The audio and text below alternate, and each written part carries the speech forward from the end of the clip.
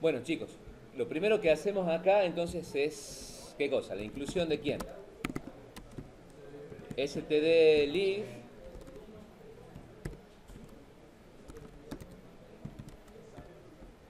stdio, y como se trabaja con cadenas, vamos a hacer el include de quién, de string.h. ¿Está? Para trabajar con cadenas, ¿qué convenía?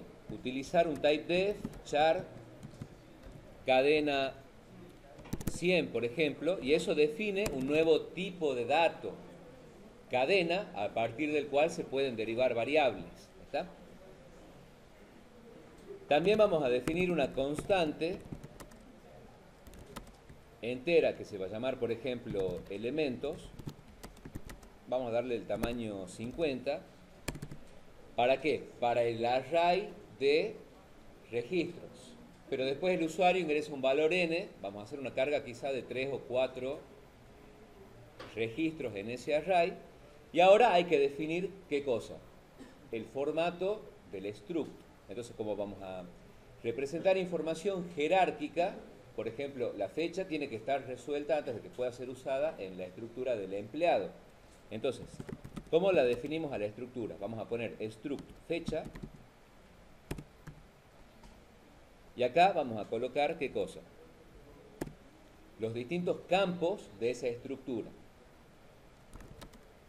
Como pide un formato particular, vamos a decir, los campos de esta fecha van a ser el día, el mes y el año. ¿Está?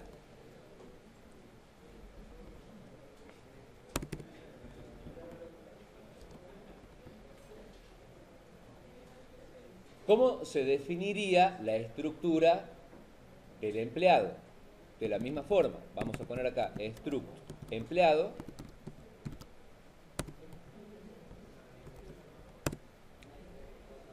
¿y cuáles son los campos que se necesitan para definir, bueno, la estructura de ese empleado? ¿Qué teníamos en primer lugar? El legajo. Entonces, el legajo se puede representar con un entero. Vamos a poner int legajo. Acá no está la posibilidad de dar valores por defecto, o sea, valores iniciales, al momento de declarar el campo de la estructura. Solamente hay que mencionar el tipo de dato y el nombre del campo. Después teníamos, ¿qué cosa? Apellido y nombre. Lo pueden hacer en dos campos distintos o en un mismo campo. Como esa es una cadena, en vez de trabajar con un array de char, vamos a trabajar con el typedef, cadena. Entonces vamos a poner acá cadena, apellido, nombre. Un solo identificador. ¿Qué más se solicitaba? El sueldo. Entonces ponemos acá float, sueldo. También se necesitaba ¿qué cosa? Bueno, antes del sueldo podríamos, por ejemplo, poner el cargo.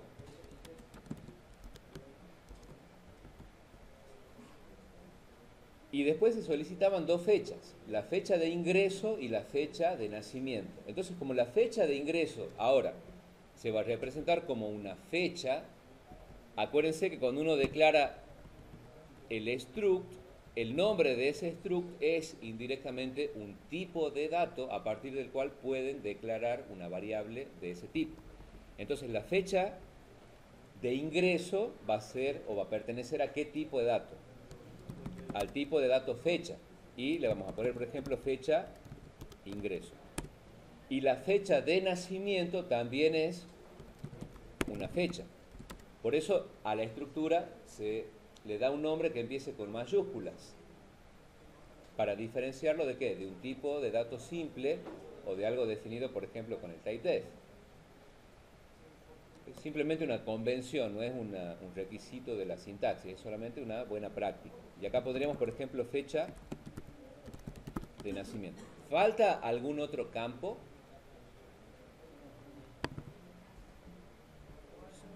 Si no, vamos trabajando con eso. ¿Está? Bueno, como ya tenemos definida tanto la estructura fecha como la estructura empleado, ¿qué vamos a hacer ahora en el main?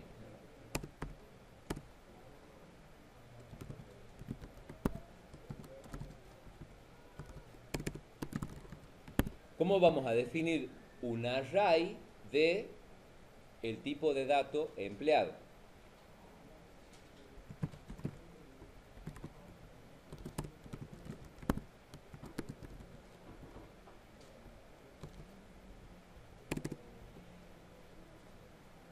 El array, ¿cómo se define? Primero se pone el tipo de dato. Entonces vamos a poner, por ejemplo, acá, empleado.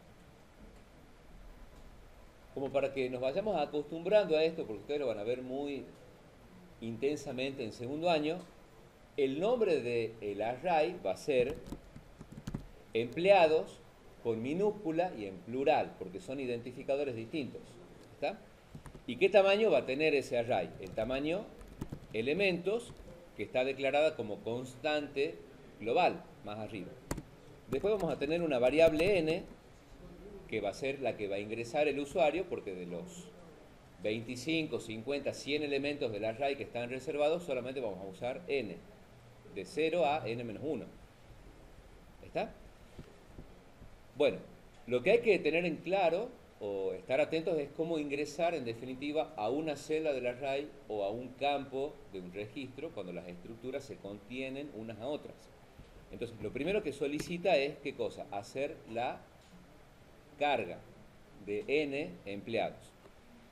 Ahora no lo vamos a incorporar al menú, o convendría incorporarlo. Bueno, no lo vamos a hacer con el menú para poder ver el tema en sí, pero ustedes después lo pueden utilizar o reutilizar al menú y poder ir agregando empleados a medida que ejecutan la aplicación. Acá lo vamos a hacer directamente sin el menú. O sea, vamos a tener que ejecutar bien la secuencia de lo que se pide. Entonces, ¿cómo vamos a hacer la carga?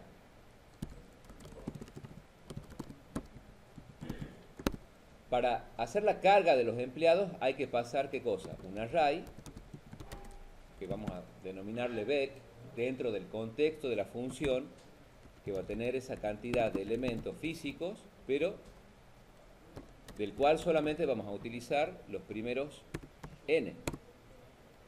¿Está?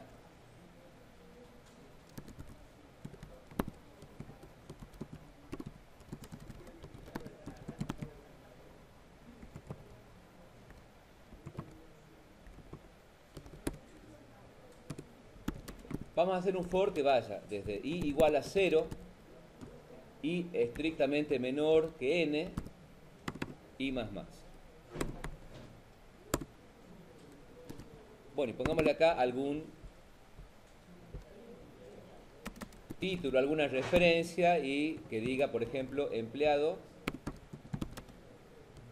por ciento de y después el valor i.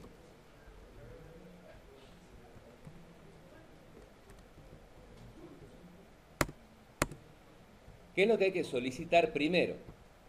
El número de legajo, que es un número entero. Pero ese número entero está contenido formando parte de ¿qué?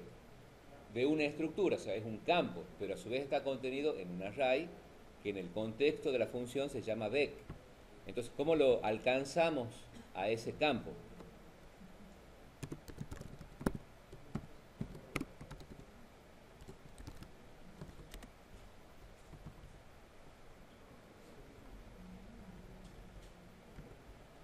El legajo es un número entero, pero hay que ver, digamos, de qué forma se va a referenciar ese campo según dónde esté contenido. Entonces, ¿qué haríamos? Un scanf de un entero. Si es un número entero hay que leerlo con ampersand primero. ¿Y quién es la estructura más abarcativa? Vec. Vec es un array. Por lo tanto, hay que indicar una celda con un subíndice entre corchetes. ¿Quién lo va a indicar? El valor de i. Pero una vez que uno alcanza, bueno, una celda, esa celda es una estructura que está formada por campos. ¿Cómo accedemos a uno de los campos? Con el operador punto. Entonces vamos a poner ¿qué cosa? Punto legajo. ¿Está? El siguiente campo que hay que leer es el apellido y nombre. Entonces, ¿cómo hacemos para leer una cadena? O cómo lo habíamos propuesto para hacer nosotros la lectura de una cadena.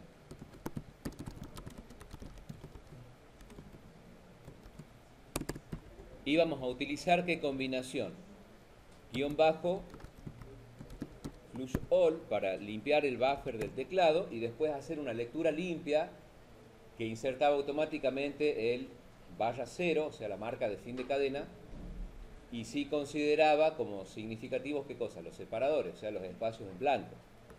¿Sobre qué se aplica el get o el getS? Sí. Flush all es una indicación para limpiar el buffer del teclado. O sea, si uno hace un scanf clásico con el %S y pone, por ejemplo, una frase, la lectura se corta en el primer separador, o sea, el primer espacio en blanco, y el resto de la entrada, hasta el enter, queda en el buffer del teclado. Entonces, para hacer una lectura limpia y que se consideren los espacios en blanco como parte de la cadena hasta que se presione enter y se ingrese automáticamente /0, usamos flush all para limpiar el teclado y getS en vez del scanf. ¿Sobre qué se va a aplicar el getS? Sobre Beck en la celda I, pero sobre el campo apellido nombre. ¿Está?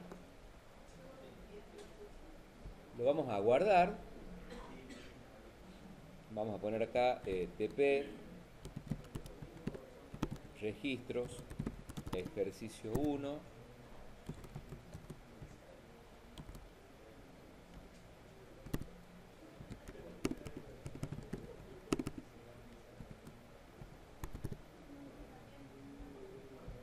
y ahí. Hagamos una pequeña compilación ahora por si hubiera un error para no arrastrarlo hasta el final. ¿Todo bien por ahora? Perfecto. Según la versión que ustedes tengan del DevC, puede que el propio editor, o sea, el propio entorno, le vaya sugiriendo cuando ponen un punto, una lista, o sea, que vaya autocompletando una sugerencia de cuáles campos están disponibles. Si no aparece, no pasa nada, hay que conocer la estructura, ¿verdad? ¿Qué más hay que cargar? El cargo.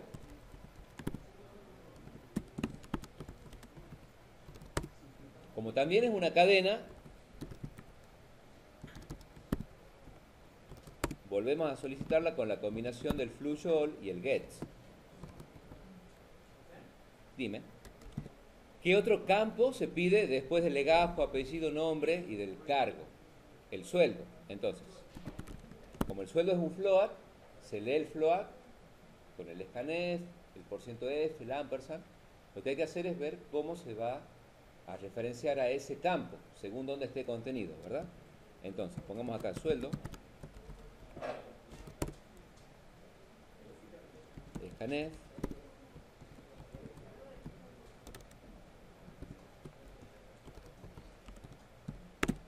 y ponemos vecdi punto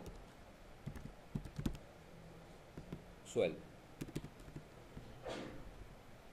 Después se pide la fecha de ingreso y la fecha de nacimiento. Son dos fechas, pero bueno, son diferentes, obviamente.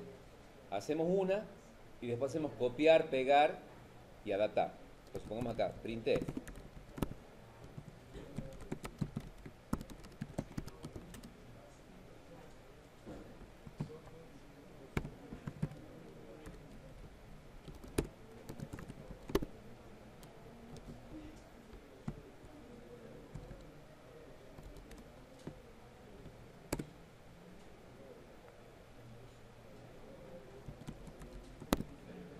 ¿A dónde se encuentra el campo día de la fecha de ingreso del empleado actual?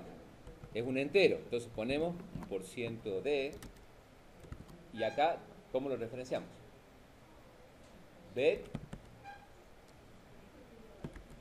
de i entre corchetes, punto. La fecha de ingreso, pero la fecha ingreso no es un tipo de dato simple, sino que a su vez es una estructura que tiene campos. Entonces, se vuelve a poner el operador punto y volvemos a poner el nombre de ese campo en particular. ¿Está?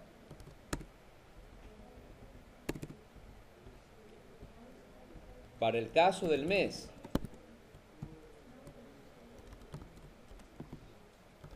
algo similar.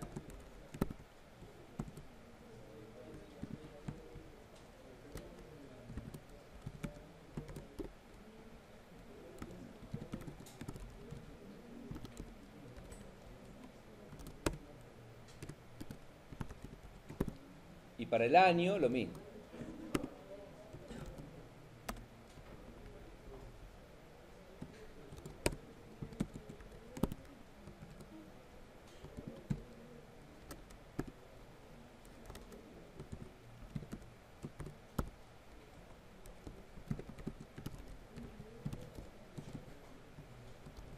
¿Está? Bueno, eso con respecto a la fecha de ingreso. Esa es la llave de cierre del for, de la carga. Esa es la llave de cierre de la función. Entonces, como la fecha de nacimiento tiene una lógica muy parecida, podemos copiar, pegamos acá, y acá en vez de ser fecha de ingreso será fecha de nacimiento. Y acá en vez de fecha de ingreso, fecha de nacimiento y así.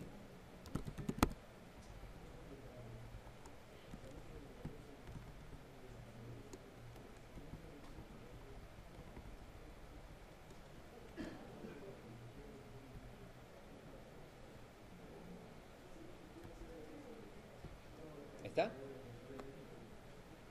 Entonces, aparece el ampersand porque es un entero, backDI porque la estructura más abarcativa es un array, punto, porque dentro de esa celda hay un campo que es fecha de ingreso, y otra vez punto porque fecha de ingreso no es un dato simple, sino que es un dato estructurado, con 3 campos de tipo entero. Entonces ahí alcanzan, ¿sí?, un tipo de dato simple que es el componente día de la fecha de nacimiento, que a su vez está en una celda del array, y así. Bueno, ahora, ¿qué vamos a hacer? Como supuestamente la carga ya está correctamente realizada, hay que tener una función para poder mostrar los datos y verificar que la carga esté bien hecha, porque de eso depende el resto de las operaciones que hay que hacer. Entonces, acá vamos a declarar otra función que, bueno, puede tener esta primera parte en común, después la adaptamos, hay que cambiar el nombre, el título y qué es lo que se hace con cada celda. Entonces, para no escribir todo letra por letra, vamos para acá, cerramos el for, cerramos la función y en vez de cargar empleados, esto se llamará listar empleados. Y acá en vez de la carga pondríamos listado de empleados. Entonces de nuevo vamos desde la primera celda hasta la última celda, solamente cambia qué es lo que se hace con cada celda que se toca. Entonces vamos a poner acá, por ejemplo, printf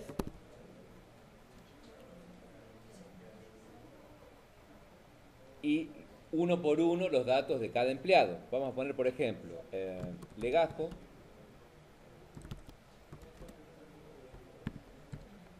¿Qué cosa?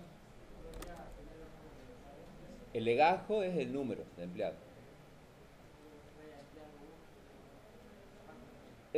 Puede ponerse, sí, un título que diga el empleado y el índice, pero se puede poner, sí, sí. El número de legajo, ¿en dónde se encuentra? backDI.legajo. Se muestra como si fuera un entero. ¿Está?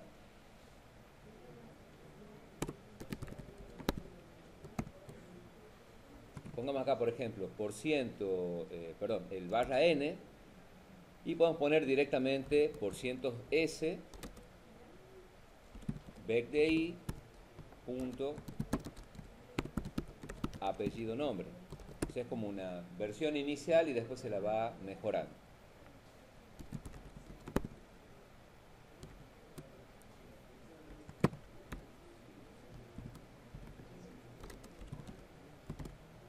El cargo del empleado. ¿Está? El sueldo, vamos a poner acá, por ejemplo, %.2f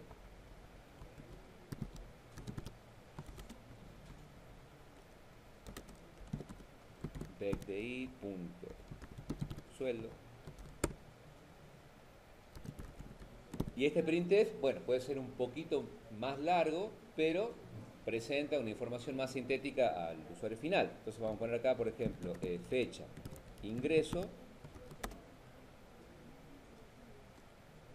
% de,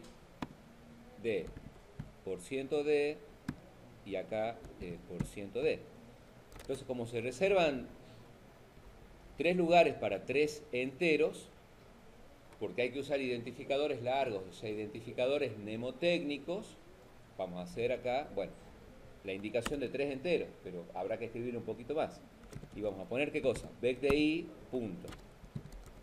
Fecha, ingreso, punto día. vecdi, fecha, ingreso, punto mes. Y el tercer número entero, vecdi, fecha, ingreso, punto año. ¿Está? Perdona, sí, muchas gracias. vecdi, punto, fecha, ingreso, punto año. Muchas gracias, sí. Entonces, la fecha de ingreso se muestra en una sola línea. La fecha de ingreso sería el componente del día, guión alto. Incluso acá podríamos poner, si lo queremos ver más a nuestro estilo, la barra, mes, año. Se reservan 3 lugares y dejan indicados los 3 enteros y después se los menciona a continuación de la cadena. Para la fecha de nacimiento sería la misma idea. Entonces vamos a copiar acá y lo vamos a adaptar. Vamos a poner fecha de nacimiento y acá se cambiará la fecha de ingreso por la fecha de nacimiento.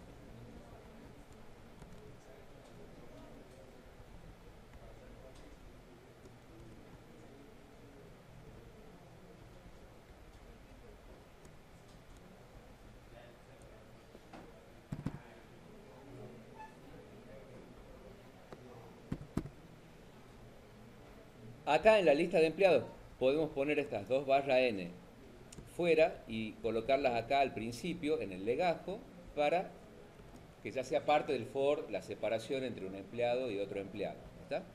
Bueno, hasta ahí ya hicimos bastante, o sea, hemos definido las estructuras, hicimos la carga y el listado. Lo vamos a hacer con 2 empleados nada más y después seguimos con lo que pide el ejercicio. Entonces, acá las funciones se llaman cargar empleados y listar empleados. Vamos a ir al main y vamos a poner acá. Primero, que el usuario ingrese n.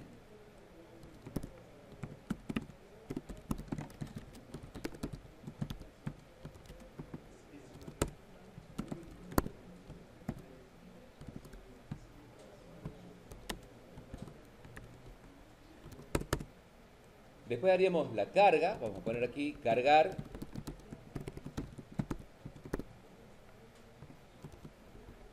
empleados. ¿Qué espera recibir como parámetros? Que ahí ya lo sugiere el cargar empleados. Un vector del tipo empleado y un valor n. Dentro del main, ¿cuáles son las variables que cumplen con esos requisitos? Empleados en minúscula y en plural y el valor n que se acaba de solicitar arriba, ¿verdad? En la línea anterior.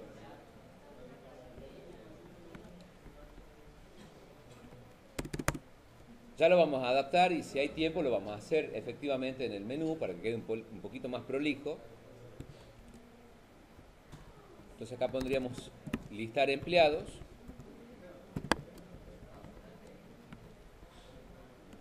Un siguiente printf y bueno, hasta ahí. Entonces hagamos las correcciones y una primera prueba.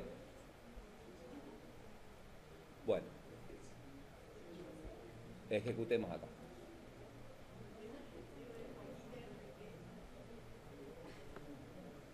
Entonces, vamos a trabajar con 2 empleados al principio. Entonces dice, bueno, la carga del empleado. Vamos a poner el legajo 111, apellido y nombre, Pérez Juan. Cargo, bueno, empleado. Sueldo, 45.365 con 75. Y ahí se van pidiendo las distintas partes de las dos fechas. Pongámosle fecha de ingreso, no sé, el 11 del 11 de 2000, vamos a poner 13. Y fecha de nacimiento, el 10 del 12 de 1978. ¿Está? Después se puede hacer un barra n para que quede más prolija la carga. Y separar un empleado de otro. Bueno, el siguiente legajo, pongámosle 222, no sé, García María. Cargo, gerente. Sueldo, 125.000, así, punto 98. Fecha de ingreso, pongámosle el 2, bueno, el 3 de junio de 2007. Y bueno, acá para que se pueda ver, fecha de nacimiento, bueno, 22 del 9 de 1964, por poner cualquier dato. Bueno, ahí está la primera pausa, finalizada la carga. Como no hicimos el borrado de pantalla, va a aparecer debajo. O sea, un poco prolijo, pero después prueba y error lo van acomodando. Bueno, salió bastante feo. Faltaron algunos barra n. Pero los datos están correctamente cargados. Está el legajo, apellido y nombre, el sueldo, la fecha de ingreso, que queríamos que aparezca en ese formato, y la fecha de nacimiento. ¿Está? Si el dato está correctamente cargado, hay que afinar el cómo se lo presentamos al usuario.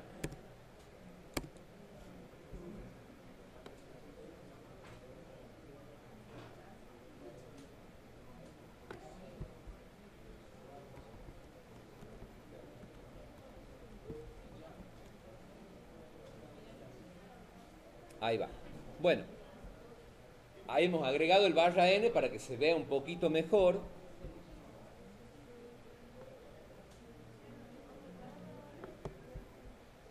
Después de esa pausa podríamos hacer un system CLS.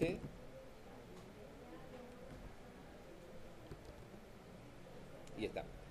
Bueno, ¿qué más había que hacer una vez que la carga ya esté resuelta?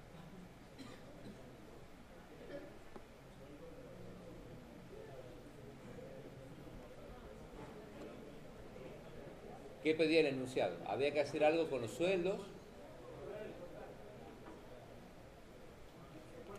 Dice, hay que calcular el total de sueldos y el sueldo promedio. Entonces, ¿cómo haríamos para calcular el total de sueldos que hay que pagar a toda la planta de empleados? Con una sumatoria. Entonces lo vamos a hacer con una función con tipo. Entonces, vamos a aprovechar mínimamente esta partecita para adaptarla. Acá vamos a cerrar el for, vamos a cerrar la función. Esto, en lugar de tener un título, no va a hacer falta. Esto, en lugar de ser una función sin tipo, tiene que retornar, ¿qué cosa? Un float. Y acá pondríamos, por ejemplo, total sueldos empleados. Pasamos el array y el tope. Entonces, el total de sueldos de los empleados, ¿cómo lo vamos a calcular? Como es una función que retorna un float, ¿qué convenía hacer? Declarar un resultado. Acá le podemos poner, por ejemplo, un total y retornar el valor final que asuma la variable total. ¿Está? Entonces, bueno, ahora, fíjense que acá vamos a hacer una línea un tanto curiosa, porque es un caso muy particular, pero conceptualmente son diferentes. Esa línea 91 lo que hace es declarar, ¿qué cosa? Una variable local a la función, pero la declara y la inicializa en 0.0 como una buena práctica, para que no quede un valor residual en una variable que solamente está declarada, ¿está? Pero inmediatamente después se hace como un énfasis de poner la variable total en 0.0. Pero esta asignación conceptualmente es muy diferente de esta otra. Esta es la inicialización de una variable. En cambio, esta es la asignación o el reset de ¿qué? De total en su rol de acumulador. Acá aparecen pegadas las líneas, pero en un programa real puede ser que uno lo declare en un principio, utilice para algo esa variable y después la tenga que volver a usar como acumulador. Entonces ahí tiene que hacerse 0 por si hubiera un uso previo. ¿Está? Acá, de nuevo, aparecen juntas, pero esta línea conceptualmente es declarar e inicializar. Y esta otra, aunque ahora aparezcan muy juntitas, conceptualmente es resetear un acumulador. Bueno, y ahora, ¿qué habría que hacer para acumular efectivamente los sueldos? A total hay que asignarle ¿qué cosa? Su propio valor, más qué. vecDI punto sueldo, porque ahí está almacenado el sueldo de cada uno de los diferentes empleados. Y el valor final de esa sumatoria es lo que se va a retornar. ¿A quién? Bueno, a quien haga el llamado a la función con tipo. Entonces vamos a venir acá en el main y vamos a declarar una variable que le vamos a llamar, por ejemplo, total sueldos a pagar, para usar un identificador largo, ¿está? Y después de que se haga la carga y mostrar los empleados, vamos a poner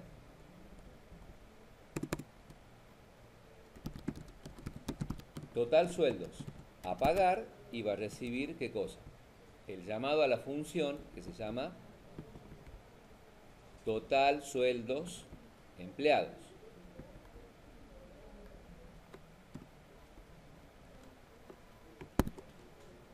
A esa función hay que pasarle el array empleados y el tope n. Y bueno, finalmente mostrar ese valor.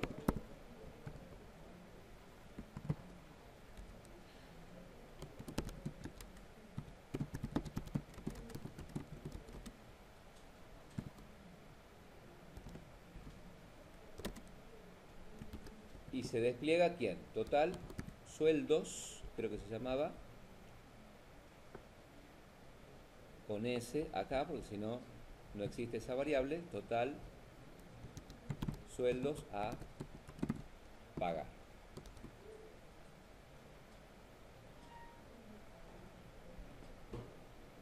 Bueno, después de hacer el listado, de nuevo, no estamos haciendo todavía la implementación del menú para hacer secuencialmente, o sea, en una sola pasada en ese orden estricto, lo que pide el ejercicio, pero después conviene, ven que es mucho más simple y más agradable, o sea, y más útil trabajar con un menú.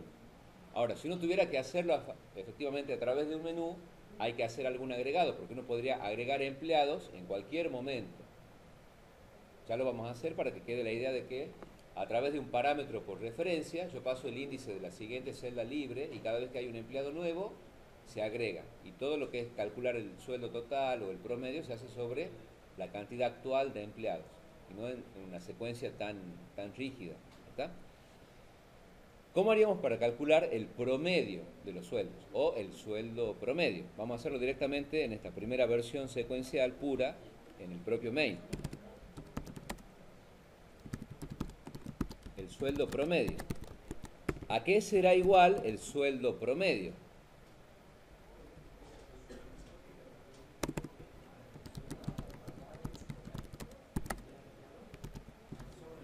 Exactamente, que acá está representada en la variable total sueldos a pagar y se divide en ¿quién? En n, porque es el n original que no cambia en esta primera versión, que es el n original que se le pide al usuario. Bueno, copiemos acá el mensaje y adaptemos esto y vamos a poner acá sueldo promedio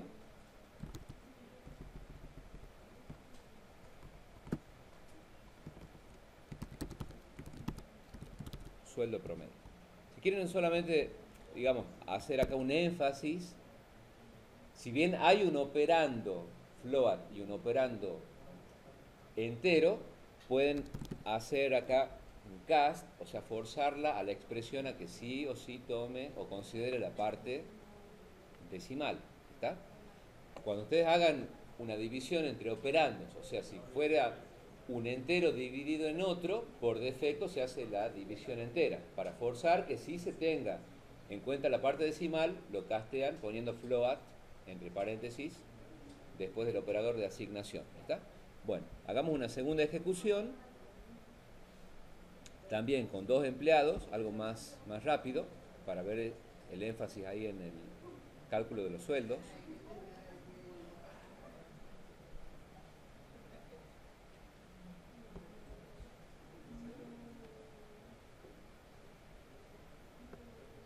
Entonces, vamos a poner 2 empleados, legajo 1, 1, 1,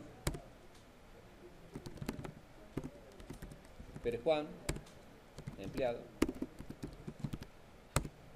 sueldo, no sé, 42.000, fecha de ingreso 1 del 1 de, no sé, 2004, fecha de nacimiento 22 del 11 de 1975. Bueno, siguiente empleado, 222, García María, cargo gerente, sueldo 120.000, fecha de ingreso 1 del 1 del 2002,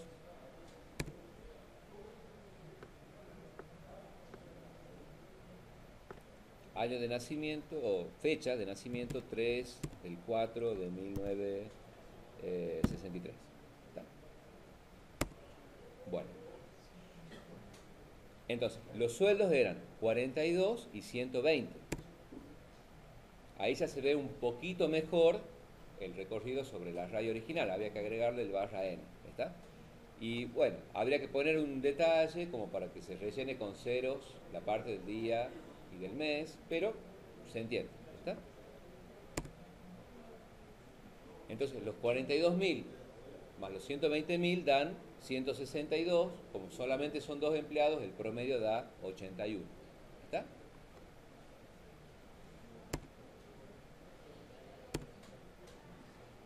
Lo que habría que hacer es mejorarlo a través de ¿qué? De la incorporación de un menú y la posibilidad de que la primera opción sea añadir un nuevo empleado, actualizar el valor de n como un parámetro por referencia y sobre ese valor n llevar todo a funciones, o sea, el cálculo del sueldo promedio también puede ser una función, ya tenemos una función del total de sueldos, de la carga, del listado, etcétera, para que quede más prolijo.